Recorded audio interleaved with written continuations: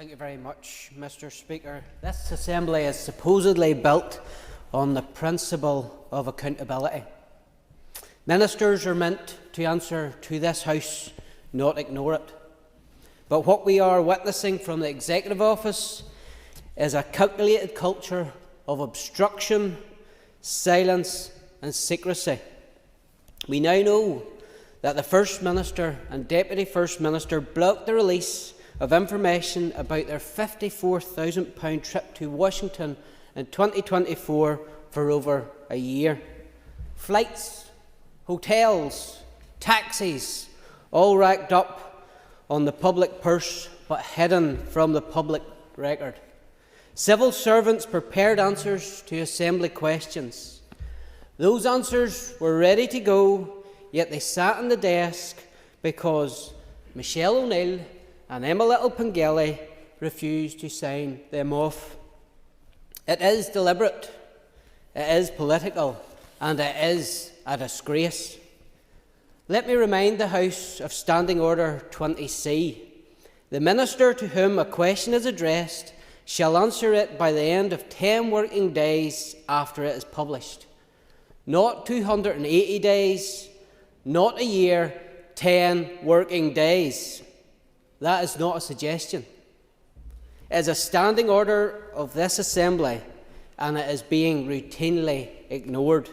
Hundreds of questions on spending, foreign engagement, equality and civic engagements have been buried.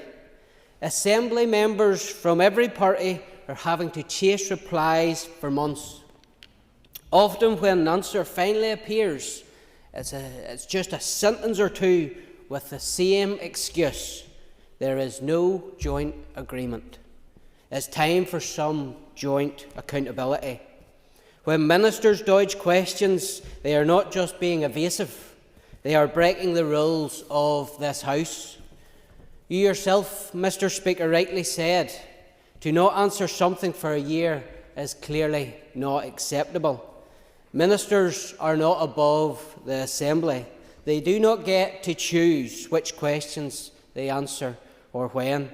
This is not a private office, it's a public government. If the Executive Office will not respect the Assembly's procedures, then we turn to you, Mr. Speaker, to assess them. Scrutiny is not optional. Transparency is not up for negotiation. The public who foot the bill have the right to know how their money is being spent. Point of order, Mr. Gaston. Mr. Speaker, under Standing Order 20C, written questions should be answered within 10 working days. Through a Freedom of Information request, I have established that there are multiple examples where draft replies were prepared by officials working to the First and Deputy First Ministers, then sat in their desks waiting for political sign-off for 50, 100 and even 270 days. This is not the fault of civil servants. The problem in this office sits at the top. Transparency is being evaded. What action will you take, Mr. Speaker, to compel ministers to fulfil their obligations to this House, and will your office undertake to study the FOI material which highlights this problem? Thank you for raising that, Mr. Gaston. We will look at that over the summer and see what more we can do to address that issue. It is certainly something that I was constantly aware of as a minister, trying to get questions answered in time.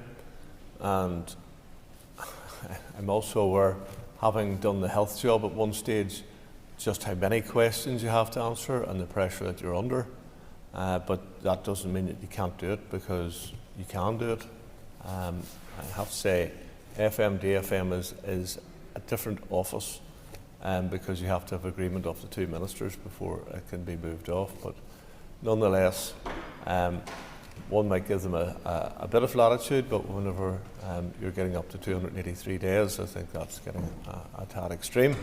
So it's something that we'll look at and see how we can address in the next period of our sittings. Moving on then.